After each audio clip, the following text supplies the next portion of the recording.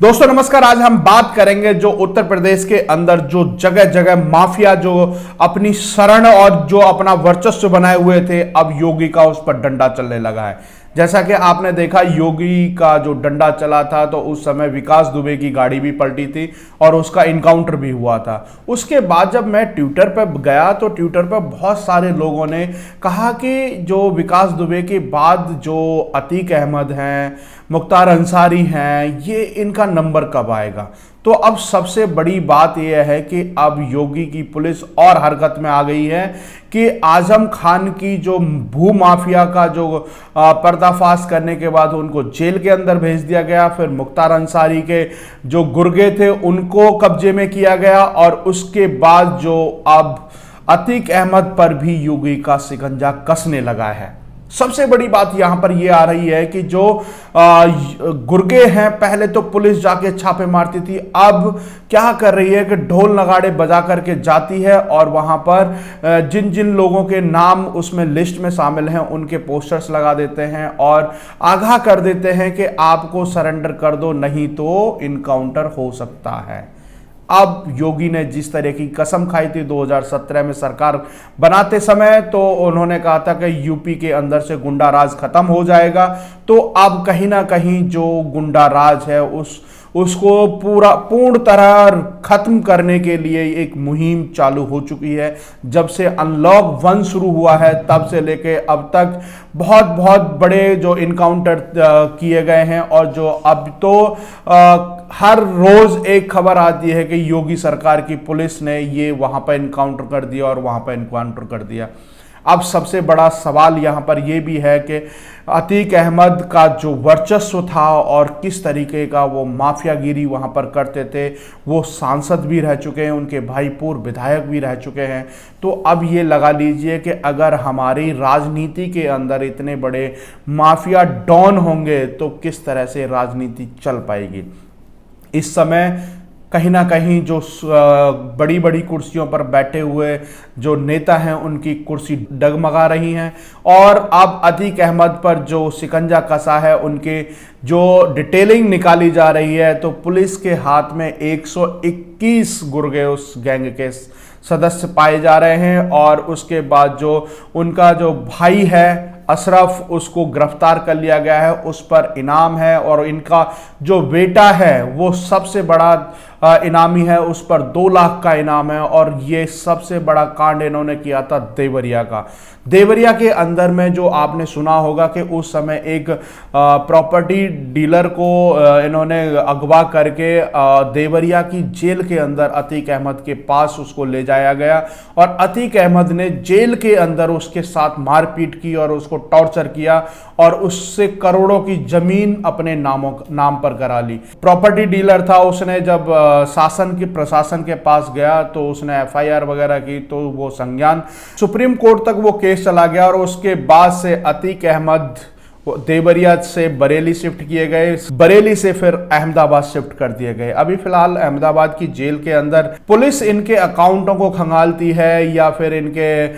Detailing निकालती है तो इनके लाखों लाखों रुपए इनके अकाउंट में हैं। अब उस रुपयों पर भी कहीं ना कहीं जो जांच होगी कि ये पैसा कहां से आया है, तो कुछ पूछताछ में तो ये बताया गया है कि ये सांसद हैं तो इनको पेंशन मिलती है, वो पैसा उसमें जमा हो रहा है। दूसरी बात यहां पर यह है कि इनके जितने भी गुर्गे हैं वो जमीन अवैध कब्जाओं का काम करते हैं। अब ये जो योगी सरकार ने अवैध कब्जे पर भी सबसे बड़ा काम करना शुरू कर दिया है और उस पर जगह जगह जो अवैध कब्जे, सरकारी ज़मीन हो या फिर किसी की पर्सनल ज़मीन पर किसी ने कब्जा किया है तो उसको भी कब्जा मुक्त कराने की एक मुहिम छेड़ी हुई है पूरे उत्तर प्रदेश के अंदर। अब ये अंत है अपराध का। योगी सरकार ने अपराध के अंत के लिए बीड़ा उठा लिया है और योगी सरकार अब हरकत में है। आए दिन अपराधियों की लिस्ट जारी हो रही है और लिस्ट जारी होने के बाद उनका इनकाउंटर भी हो रहा है। दूसरी बात अगर हम यहां पर करें कि जिस तरीके से विकास दुबे का इनकाउंटर हुआ, उसके बाद कोर्ट ने भी पूछा कि बताइए कि इनकाउंटर फेक है या सच है, तो उत्तर प्रदेश की पुलिस ने उसके डॉक्यूमेंटेशन करके कोर्ट में जमा किए हैं और बताया है कि इनकाउंटर सही था। वो रिवॉल्वर लेके भागा, उसमें गोली लगी, गाड़ी पलटी, तो ये इनकाउंटर की जो है कहीं ना कहीं जो अपराधियों में यूपी पुलिस की दहशत है वो अब सामने आ रही है। सबसे बड़ी बात यह है कि जो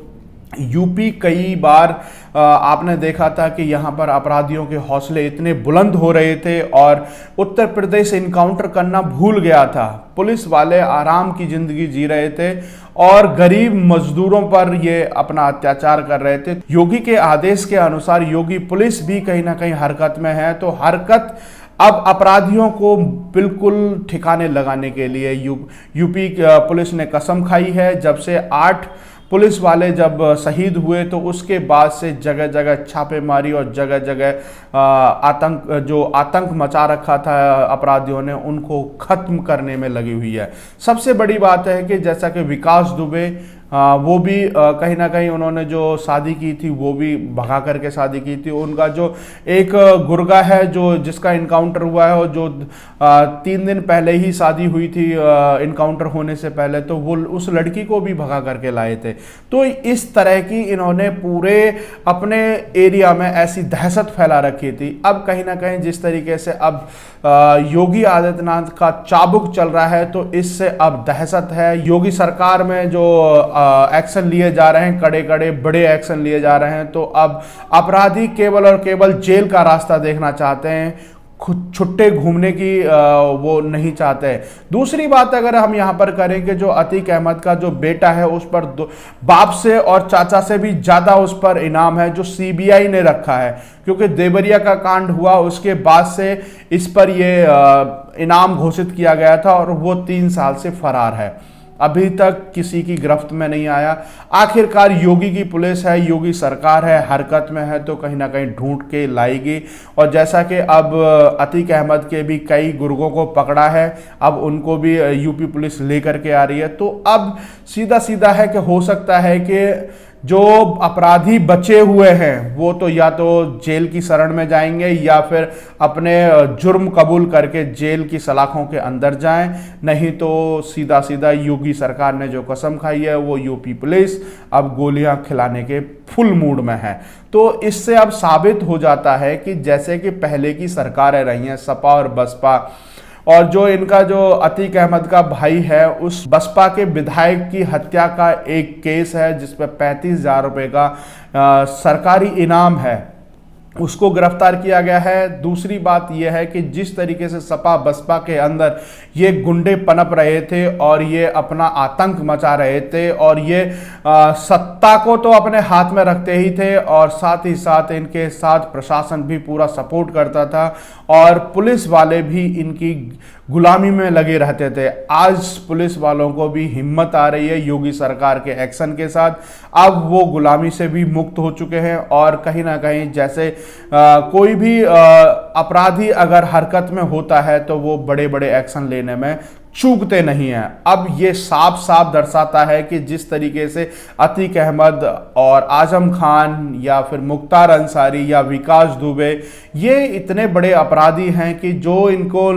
महंगी ज़मीन दिखाई देती थी उस पर इनकी नज़र गड़ी तो वो ज़मीन फिल्मों के स्टाइल में या तो इतने पैसे ले लिए जाएं या फिर ये ज़मीन हमारे नाम कर दी जाए, तो वो फिल्मी स्टाइल था इनका और पूरा दबंगई गिरी इनकी यहाँ पर चलती थी। उसके बाद जैसे कि आपने देखा कि आजम खान पर भी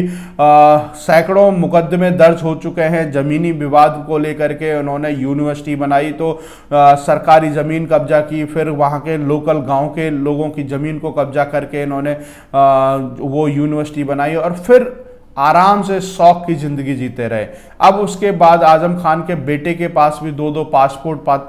पाए गए थे। तो अब उसी प्रकार ये उन्हीं की पार्टी में रहते हुए ये जो मुख्तार अंसारी हो या फिर अतीक अहमद हो, ये लोग उन्हीं की पार्टी में रहते हुए विधायक भी बने, सांसद भी बने और इनका वर्चस्व भी उन्हीं पार्टियों में बना। सपा बसपा जो जैसा कि आपने देखा कि अखिलेश यादव ने जैसे ही विकास दुबे का इनकाउंटर हुआ तो उन्होंने सीधा सीधा ट्वीट किया कि गाड़ी पलटी है या सरकार को पलटने से बचाया है। तो हो सकता है कि जिस तरीके से अब अतीक अहमद हो या फिर